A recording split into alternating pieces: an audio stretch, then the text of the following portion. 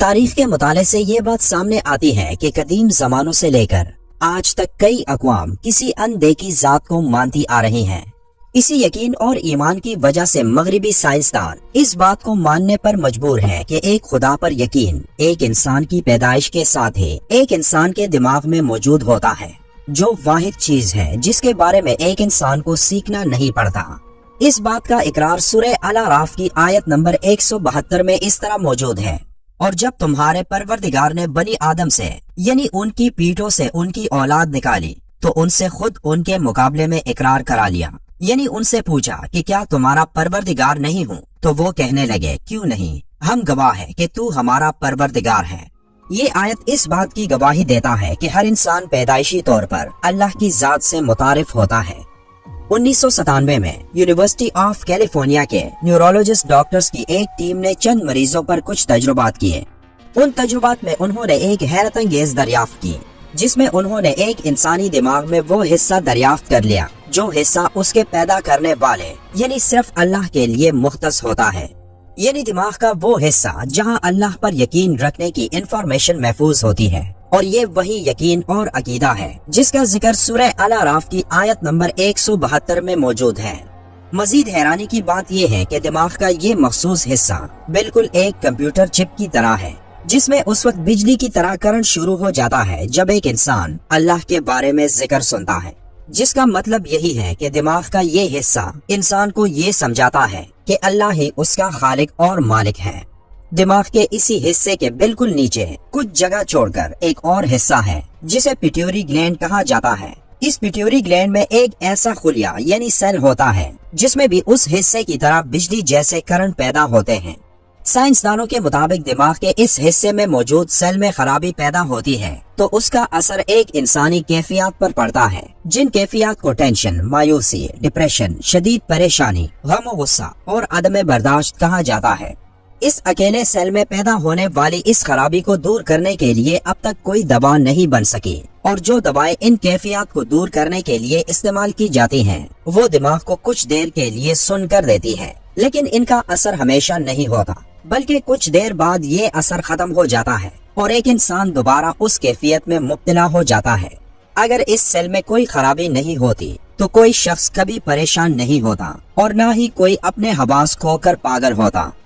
1991 کے time magazine کے ایک شمارے میں یہ خبر چھپی کہ دنیا بھر کے قابل سائنسدانوں کی ایک ٹیم نے 20 سال کی محنت اور لاکھوں ڈالر صرف اس لیے خرچ کر دیے کہ وہ انسانوں کے سکون کے لیے ایک بہترین حل تلاش کر سکے جس میں کسی انسان کو پھر کبھی غمزدہ نہ ہونا پڑے۔ اس تمام ریسرچ کے بعد وہ سب اس نتیجے پر پہنچے کہ دماغ کے اس حصے میں موجود اس سیل کو ایک خاص روشنی یعنی لیزر تھراپی سے گزارا جائے تو وہ خراب سیل دوبارہ اپنی اصل حالت میں آ سکتا ہے۔ اور تب سائنسدانوں نے یہ کہا کہ ایک انسانی دماغ میں موجود کیفیات کا تعلق الفاظوں سے ہوتا ہے۔ اگر کوئی انسان نفرت انگیز الفاظ سنتا ہے تو اس کا پورا وجود بے چین ہو جاتا ہے، لیکن اس کے برعکس اگر کوئی انسان نرم اور شائستہ الفاظوں کو سنتا ہے تو ان الفاظوں سے اس کا دل مطمئن رہتا ہے، اور یہ اس لیے کیونکہ دنیا میں موجود تمام الفاظوں کے ہر حرف میں انرجی کا ایک مخصوص پیٹرن ہے۔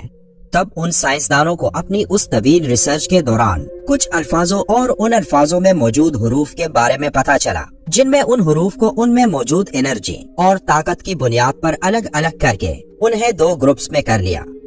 جن میں ان الفاظ کو الگ کر دیا جو دماغ کو سکون پہنچاتے ہیں۔ پھر انہوں نے کچھ دماغی مریضوں کو اکٹھا کیا اور ان کو بھی 2 گروپس میں بانٹ لیا، اور ان میں سے ایک گروپ کو وہ الفاظ سنائے گئے جو ان سائنسدانوں نے اپنی ریسرچ کے دوران معلوم کیے تھے، اور ایک گروپ کو کچھ ایسے الفاظ سنائے جو نفرت پر مبنی تھے۔ جس گروپ نے امن اور سکون والے الفاظ سنے تو وہ جلد ٹھیک ہو گئے، جبکہ نفرت انگیز الفاظ والے مریض اسی طرح برتاؤ کرتے رہے۔ پیرا سائیکالوجی کے ایک مسلمان ڈاکٹر نے جب ان الفاظوں کو سنا تو وہ حیران رہ گیا اور ان سائنسدانوں سے سوال کیا کہ ان الفاظ کا آپ کو کیسے علم ہوا؟ تب ان سائنسدانوں نے یہ کہا کہ یہ الفاظ ان کے 20 سالوں کی ریسرچ کا نتیجہ ہے جو ہم نے ان مریضوں پر ٹیسٹ کیے جو دماغی طور پر ناکارہ ہو چکے تھے، اور حیرت انگیز طور پر ان الفاظ کی طاقت سے ان مریضوں میں کافی بہتری آئی ہے۔ جب اس مسلمان سائنسدان نے ان تمام الفاظوں کو ترتیب میں کیا تو وہ الفاظ درود شریف کے الفاظ تھے۔ दुरूद शरीफ के अल्फाजों के इस पूरे पैटर्न में एक अहम राज छुपा है। अगर इन अल्फाजों पर गौर करें तो बहुत सारी बातें सामने आती हैं। दुरूद शरीफ के पहले हिस्से में जिक्र है कि ए अल्लाह रहमत नाजिल फरमा हजरत मोहम्मद सल्लल्लाहु अलैहि व आलिहि वसल्लम पर, जो इस बात की तरफ इशारा है कि आप सल्लल्लाहु अलैहि व आलिहि वसल्लम पर दुरूद शरीफ भेजना कोई मामूली बात नहीं। पैगंबर की बुलंदी का वो मुकाम है जिस बुलंदी का हम जैसे गुनहगार तसव्वुर भी नहीं कर सकता। इस पहले हिस्से में आप सल्लल्लाहु अलैहि व आलिहि वसल्लम हमें ये बात सिखा रहे हैं कि हम अल्लाह से दरखास्त करें कि अल्लाह अपने नबी पर दुरूद भेज, क्योंकि हम उस बुलंदी से इतनी पस्ती में हैं कि हम इस काबिल नहीं कि नबी पाक पर दुरूद भेजें। अब इस पहले जुमले के दूसरे हिस्से में आपकी आल पर दुरूद का जिक्र है। अब इसमें लफ्ज आल को ज्यादातर आप सल्लल्लाहु अलैहि व आलिहि वसल्लम के अहले खाना समझा जाता है, जिनको आले मोहम्मद कहा गया। लेकिन यहाँ काबिल गौर बात यह है कि कुरान में जहाँ अल्लाह ने फिरौन की बात की है तो वहाँ आले फिरौन के अल्फाज का इस्तेमाल हुआ है, जिससे मुराद फिरौन के तमाम मानने वाले। तो अगर आले फिरौन का मतलब फिरौन के मानने वाले यानी फॉलोअर्स हैं, तो फिर आले मोहम्मद से मुराद हजरत मोहम्मद सल्लल्लाहु अलैहि व आलिहि वसल्लम के फॉलोअर्स यानी पूरी उम्मत होगी। इसकी एक और बड़ी वजह ये भी है कि आप सल्लल्लाहु अलैहि व आलिहि वसल्लम को रहमतुल लिल आलमीन बनाकर भेजा गया, तो ये मुमकिन ही नहीं कि यहाँ रहमत सिर्फ आप सल्लल्लाहु अलैहि व आलिहि वसल्लम के अहले खाना यानी खानदान पर भेजी जाए, बल्कि इससे मुराद आप सल्लल्लाहु अलैहि व आलिहि वसल्लम का तमाम खानदान और तमाम उम्मत है। और जब हम एक बार दुरूद शरीफ पढ़ते हैं तो इस बात से बेखबर होते हैं कि हम असल में पूरी उम्मत के लिए अल्लाह से नेकियों और रहमतों की दरखास्त करते हैं। हजरत काब रज़ी अल्लाह ताला अन्हु से रिवायत है कि हर रोज 70,000 फरिश्ते मस्जिद नबवी उतर कर आप सल्लल्लाहु अलैहि व आलिहि वसल्लम पर दुरूद भेजते और आपके गिर्द इकट्ठे होकर अपने परों से हर जगह को रोशन करते। वो सारा दिन दुरूद शरीफ पढ़ते और शाम को वापस आसमानों पर चले जाते और फिर शाम को 70,000 और फरिश्ते उतरते जो सुबह तक आप पर दुरूद भेजते और ये सिलसिला कयामत तक जारी रहेगा। एक अंदाजे के मुताबिक आप सल्लल्लाहु अलैहि व आलिहि वसल्लम की हयात मुबारका में 70 अरब फरिश्ते आसमानों से उतरकर आप सल्लल्लाहु अलैहि व आलिहि वसल्लम पर दुरूद भेज चुके हैं, और कयामत तक उनकी तादाद कितनी होगी ये सिर्फ एक अल्लाह ही को इल्म है। ये इस बात की खुली दलील है कि अल्लाह अपने आखिरी पैगंबर हजरत मोहम्मद सल्लल्लाहु अलैहि व आलिहि वसल्लम से कितनी मोहब्बत करते थे।